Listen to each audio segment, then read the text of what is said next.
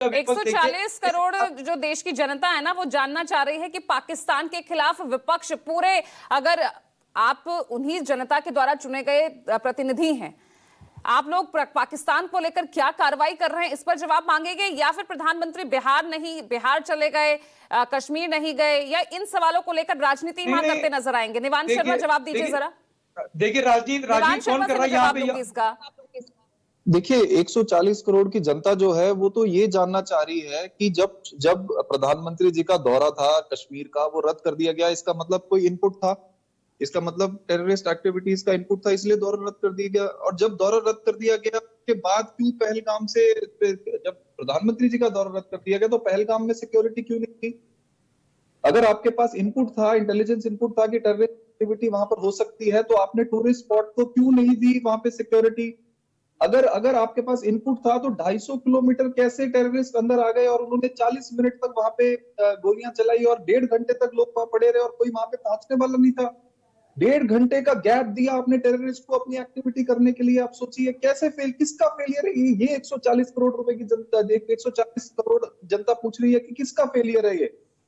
Border के 250 kilometre तक terrorist आ जाते हैं, 1.5 घंटे तक वहां पे गोलियां चलाते रहते हैं, और बीजेपी जो एक्शन ले रही है ये कह रही ये दिखा रही है कि हम एहसान कर रहे हैं देश की जनता पे।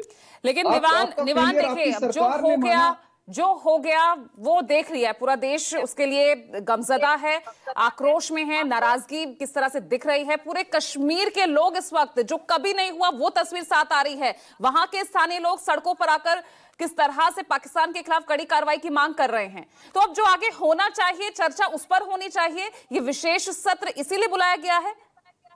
देखिए, दोनों होने चाहिए, जो गलती हुई उसकी अकाउंटेबिलिटी भी तय होनी चाहिए। सरकार ने माना कि ये चूक थी, लेकिन कार्रवाई अब तक क्यों नहीं हुई? और दूसरी बात, जो आगे की कार्रवाई है, इन्होंने अटारी रूट से जो है बिजनेस बंद कर दिया। अरे पाकिस्तान एटमी धमकी दे रहा है, परमाणु हमले की धमकी दे रहा है पाकिस्तान। ये पाकिस्तान आप उससे उतना मुझे लग रहा है विचलित नहीं हो रहे हैं। भारत गिदड़ धमकियों से डरने वाला नहीं है। ये बताएं कि अटारी जो बॉर्डर से बिजनेस बंद हुआ है, क्या गुजरात पोर्ट से बंद हुआ, क्या महाराष्ट्र पोर्ट से बंद हुआ? आप देश के सामने जो है वो आंखों धूल झोंकने का काम कर रहे हैं। हमारे देश को 24 घंटे गृह मंत्री की जरूरत है। गृह मंत्री जो है वो अगर विधायक तोड़ने में, सरकारी गिराने में बिजी रहेंगे, चुनावों में बिजी रहेंगे, तो कौन देश की रक्षा करेगा? देश को एक फुल टाइम 24 घंटे डेडिकेटेड गृह मंत्री की जरूरत है। वो देश को कब मिलेगा? ये बीजेपी वाले बता दें। ये बीजेपी वाले बता दें कि पहलगाम में जो जिस तरह से सिक्योरिटी लैप्स हुआ, उसकी अकाउंटेबिलिटी कब तय होगी, किस पे गाज गिरेगी? लैप्स को लेकर आप सवाल पूछिए ना, लेकिन यहाँ बात भी है, सवाल भी है। निवांश शर्मा, उसमें तो इनका साथ नहीं देंगे ना। चलेगी फिर संसद के दोनों सदन की कार्यवाही? साथ भी है और सवाल भी है।